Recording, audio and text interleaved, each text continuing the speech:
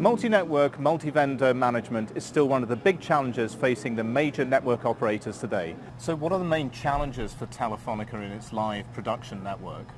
So right now we have a footprint with legacy equipment and new equipment, and we need to be agile enough to adapt to the changes of the traffic and our customer requests.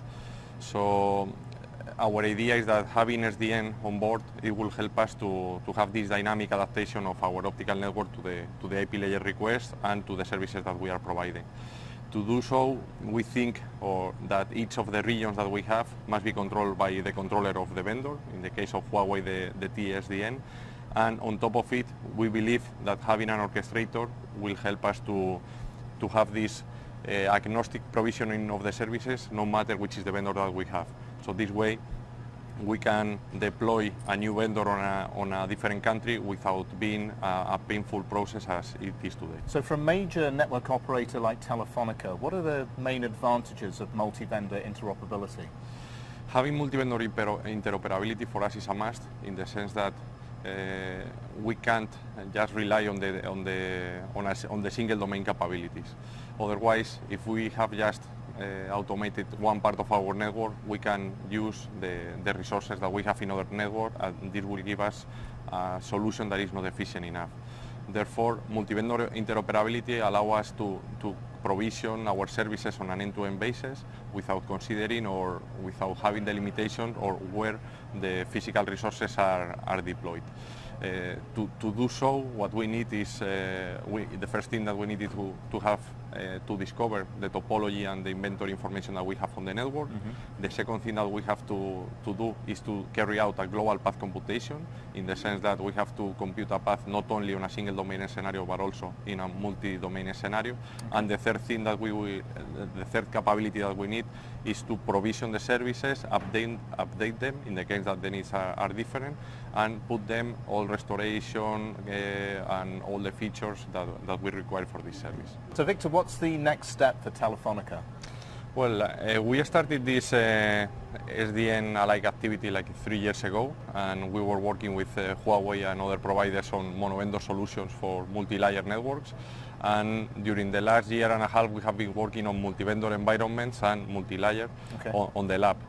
We did a trial this year with Huawei in Peru with their multi-layer solution, so we know that the mono-vendor technology is there and it is working, but we don't want to have a vendor lock-in, and this is why we are willing to do in the next year a trial on the network with our most important vendors. So, Chris, what is Huawei's approach to multi-network and multi-vendor interoperability?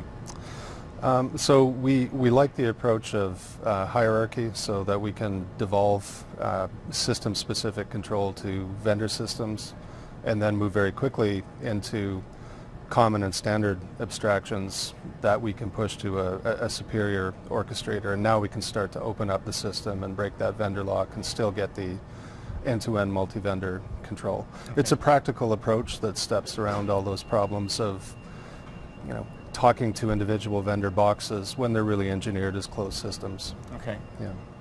So are there any particular advances that you're bringing to the table in terms of being able to enable that? Well, sure. I mean, an important one right now is, what is that common abstraction and interface basis? That's largely a standards matter, so we're working with, all the operators and vendors in the SDOs, first of all, ONF, the Transport API or TAPI work. In IETF, we're working with others to try to, if not converge those approaches to model and interface, at least reduce their differences. That'll just make easier what different vendors are presenting and what supercontrollers or orchestrators are intercepting from the north. Okay. Yeah. Beyond that, really it's participating and helping out, working with other vendors and operators in these multi-vendor trials, POCs, that will pull all this together and make it real. We've participated in at least 6 of these over the last 3 years. Some of them private, some of them public, some field trials and early deployments. But again, really trying to work with the ecosystem as a whole to get those standard interfaces models around this sort of practical architecture that carriers can use to get rolling. So we've heard from Telefonica, Sedona and Huawei about the advances in this area, and it's clear that we're moving closer towards multi-vendor, multi-network management.